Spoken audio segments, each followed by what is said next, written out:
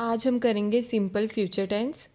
Simple future tense का मतलब हो गया कि कोई भी काम जो फ्यूचर में होने वाला है, मतलब भविष्य काल में होने वाला है, आगे जाके होगा जो काम, ठीक है। और अगर हिंदी में दिया है तो आपको इसकी पहचान कैसे करनी है, वहाँ पे लिखा होगा गा, गी, गे, ठीक है। इसका पैटर्न होता है subject plus will plus verb की फर्स्ट फॉर्म और ऑब्जेक्ट, ठीक है।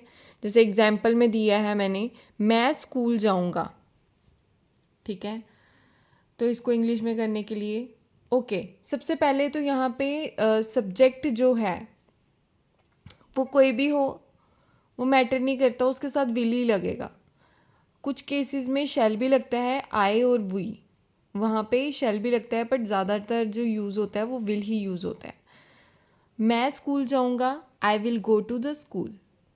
वह क्रिकेट खेलेंगे, दे विल प्ले क्रिकेट।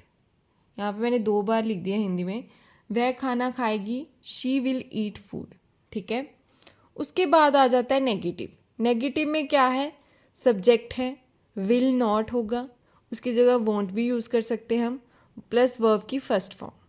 जैसे एग्जाम्पल में मैंने लिखा हुआ है, मैं नहीं जाऊँगा, आई विल नॉट गो। हम टीवी नहीं देखेंगे, we will not watch TV. वह नहीं पढ़ेगा, ही विल नॉट स्टडी, ठीक है। लास्ट आ जाता है इसमें इंटेरोगेटिव। इंटेरोगेटिव का पैटर्न होता है will plus subject plus verb की फर्स्ट फॉर्म और लास्ट में क्वेश्चन मार्क, ठीक है। जैसे यहाँ पे एग्जांपल दिया है, क्या तुम आओगे, विल यू कम, लास्ट में क्वेश्चन मार्क। वह मेरी मदद करेगी, will she help me, last में क्वेश्चन मार्क। क्या वे मैच जीतेंगे, will they win the match, last में क्वेश्चन मार्क। सबसे पहले तो आपको ये याद तो रखना ही रखना है कि इंटेरोगेटिव होगा तो लास्ट में क्वेश्चन मार्क आएगा, और अगर नेगेटिव है तो वहाँ पे नॉट आएगा। फिर इस केस में फ्यूचर में हम सब्जेक्ट कोई भी हो, विल ही आएगा और वर्ब की फर्स्ट फॉर्म ही आएगी, अगर वो टेंस जो है वो सिंपल फ्यूचर टेंस है तो, ठीक है। नो मैटर कि वहाँ पे कौन सा सब्जेक्ट है। कुछ जगहों पे शेल का इस्तेमाल होता है, जैसे आई के केस में, वी के केस में, बट बहुत रेयरली होता है, ज़्यादातर विल का ही इस्तेमाल करते हैं, ठीक है। मोस्टली फ्यूचर में वर्ड्स दिए होते हैं जिससे आपको पता चल जाए कि हाँ भाई टेंस फ्यूचर में है, बट अगर नहीं भी दिए हैं तो आपको कुछ चीज़ें याद रखनी पड़ती हैं फिर, ठीक है।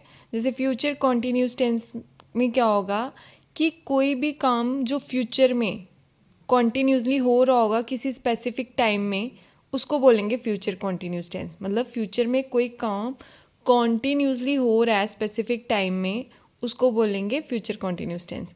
तो इसमें क्या होगा लास्ट में, अगर हमें हिंदी में देखना होगा ट्रांसलेशन के टाइम पे, तो लास्ट में होगा रहा होगा, रही होगी, रहे होंगे, रहा होगा, रहे होंगे, ठीक है।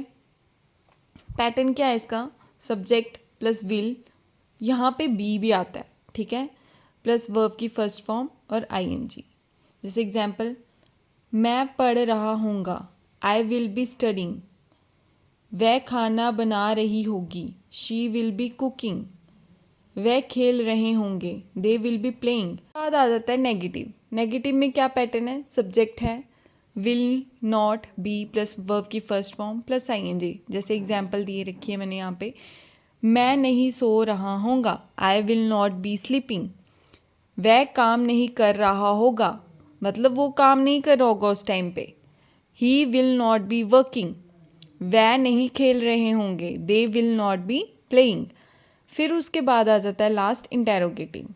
इसका पैटर्न होता है, जैसे मैंने पहले भी बताया था बाकी टेंसेस में, कि हेल्पिंग वर्ब जो है वो पहले बाहर आ जाता है, ठीक है।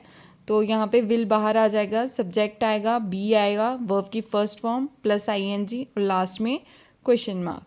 जैसे एग्जांपल दे रखी है, क्या तुम पढ़ रहे होंगे, will you be studying, last में क्वेश्चन मार्क। क्या वह नाच रहा होगा, विल ही बी डांसिंग।